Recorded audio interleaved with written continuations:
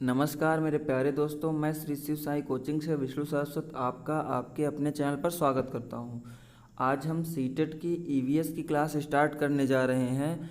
EVS हम पूरा पढ़ेंगे, कंटेंट और पेडागोगी। पहले हम शुरुआत करते हैं कंटेंट से।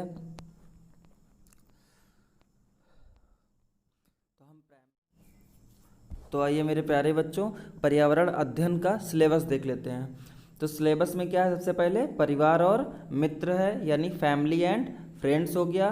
फिर संबंध या रिश्ते या रिलेशनशिप, कार्य और खेल हो गया। वर्क एंड प्ले, पशु या जंतु या एनिमल हो गया।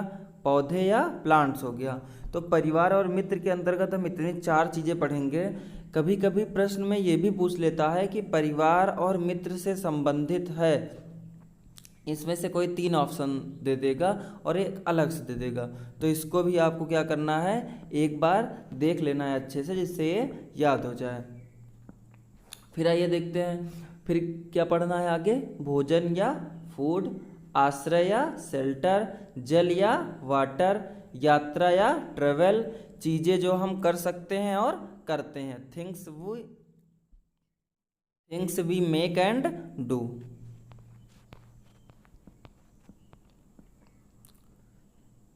फिर आइए आगे देखते हैं। पहला चैप्टर है परिवार और मित्र। तो परिवार और मित्र जो है उसके बारे में सबसे पहले हम लोग क्या पढ़ेंगे, परिवार के बारे में। तो परिवार के बारे में डाकरमैन के अनुसार, डाकरमैन ने कहा परिवार वह समूह है जिसमें पुरुष क्या होता है, गृहपति होता है। तो इस तरह भी पूछ सकता है, दे देगा आपको, परिवार वह समूह है जिसमें पुरुष गृहपति होता है। किसने कहा? तो वो किसने कहा है, डाकरमैन ने कहा है। उसकी स्त्री या स्त्रियों और उसके बच्चों को मिलाकर बनता है। परिवार किससे बनता है? उसकी स्त्री या स्त्रियों, मतलब एक से अधिक शादी किया हो, और उसके बच्चों को मिलाकर क्या बनता है, परिवार बनता है। इसमें कभी कभी एक से अधिक अविवाहित पुरुष भी होते हैं। ये किसने कहा था? डाकरमैन ने कहा था। अब आइए आगे देखते हैं, क्लेयर ने क्या कहा है। तो क्लेयर जी ने कहा परिवार से तात्पर्य क्या है, माता पिता और बच्चों के संबंधों से है। किससे है? माता पिता और बच्चों के संबंधों की व्यवस्था से है। फिर आइए आगे देखते हैं। जीपी मार्डाक जी ने जो है विश्व के 250 समाजों का अध्ययन कर निष्कर्ष दिया कि परिवार क्या है, सार्वभौमिक है। परिवार क्या है, सार्वभौमिक है। फिर आइए आगे देखते हैं। काम्टे के अनुसार व्यक्ति नहीं वरन परिवार ही समाज की अध्ययन की इकाई है। काम्टे जी ने क्या कहा है, व्यक्ति नहीं वरन परिवार ही समाज के अध्ययन की इकाई है। अब आइए आगे देखते हैं। परिवार या फैमिली लैटिन भाषा के फैमलस शब्द से बना है, और फैमलस शब्द का अर्थ क्या होता है, नौकर। परंतु इस अर्थ में परिवार का अर्थ नहीं लगाया जाता। परिवार साधारणतः पति पत्नी बच्चों के समूह को कहते हैं। पति पत्नी हो और बच्चे हों, उनके समूह क्या कहते हैं, परिवार कहते हैं। किंतु दुनिया के अधिकांश भागों में वह सम्मिलित वास वाले रक्त संबंधियों का समूह है, जिसमें विवाह और दत्तक प्रथा स्वीकृत है। फिर आइए देखते हैं परिवार की विशेषताएं। तो परिवार में क्या होता है, सार्वभौमिकता होती है, सामान्य निवास होता है, भावनात्मक आधार होते हैं, बच्चों का लालन पालन होता है, समाजीकरण होता है, और सदस्यों का क्या होता है, उत्तरदायित्व होता है, सामाजिक नियंत्रण होता है, सामाजिक ढांचे में केंद्रीय स्थिति होती है। फिर आइए आगे देखते हैं परिवार का महत्व। तो परिवार का महत्व क्या है, परिवार को क्या कहा गया है, प्रथम पाठशाला कहा गया है, और बच्चों के समाजीकरण का पहला विद्यालय भी क्या है, परिवार है। बचपन का घर परिवार को किसने कहा है, रूसो जी ने क्या कहा है कि बचपन का घर है परिवार। अब आइए देखते हैं परिवार का वर्गीकरण। तो परिवार का वर्गीकरण सबसे पहले देखते हैं अधिकार के आधार पे। तो अधिकार के आधार पे क्या है, पितृसत्तात्मक और मातृसत्तात्मक।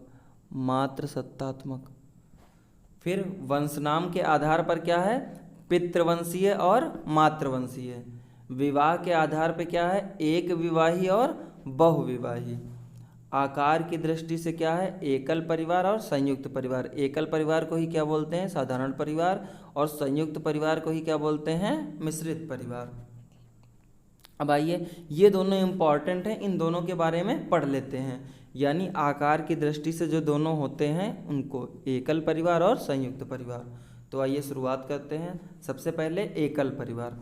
एकल परिवार को ही क्या कहा गया है, केंद्रीय परिवार कहा गया है। इसमें क्या होना चाहिए, पति पत्नी और अविवाहित बच्चे होते हैं, वो क्या कहलाता है, एकल परिवार कहलाता है। इसके गुण क्या हैं, इसमें व्यक्तित्व का क्या होता है, पूर्ण विकास जो है संभव होता है। व्यक्तित्व है जो उसका पूर्ण विकास संभव है। गृह संचालन स्वतंत्रता होती है। पति पत्नी के बीच मधुर संबंध होंगे। पारिवारिक क्लेश नहीं होगा। जब कम लोग रहेंगे परिवार में तो पारिवारिक क्लेश नहीं होगा।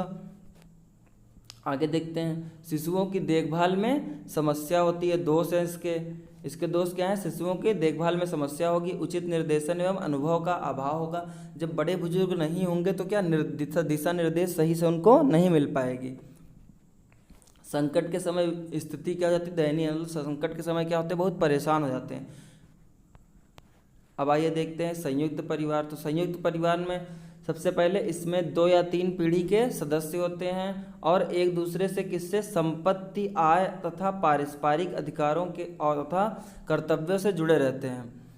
इसमें संयुक्त परिवार में क्या है, संयुक्त परिवार में है, इसमें 2 या 3 पीढ़ी के क्या होंगे, सदस्य होंगे और एक दूसरे से संपत्ति, आय तथा पारस्परिक अधिकारों से एवं कर्तव्यों से जुड़े रहते हैं हमेशा, और एक दूसरे के प्रति क्या होते हैं, एक दूसरे के प्रति असीमित उत्तरदायित्व होता है इनका। सर्वाधिक आयु वाला क्या होगा, मुखिया होगा। सर्वाधिक आयु होगी जिसकी, वो क्या होगा, मुखिया होगा। वही धन का क्या करेगा, व्यय करेगा, मतलब वही खर्चा पानी सब देखेगा। संयुक्त परिवार के गुण क्या हैं, कार्यों को मिलकर व बांटकर कर लेते हैं ये लोग। बुजुर्गों का ज्ञान व अनुभव मिलता है। जब संयुक्त परिवार होगा तो उसमें 2-3 पीढ़ियाँ होंगे। जैसे मान लीजिए कोई व्यक्ति है तो उसके क्या होंगे, उसके पिताजी भी होंगे और उसके बच्चे भी होंगे, यानी 3 पीढ़ी होगी। बच्चों का समुचित रूप से एवं पूर्ण रूप से, बच्चों का समुचित रूप से एवं पूर्ण रूप से क्या हो जाएगा, विकास होगा। पालन पोषण और देखभाल एवं क्या होगा, विकास होगा।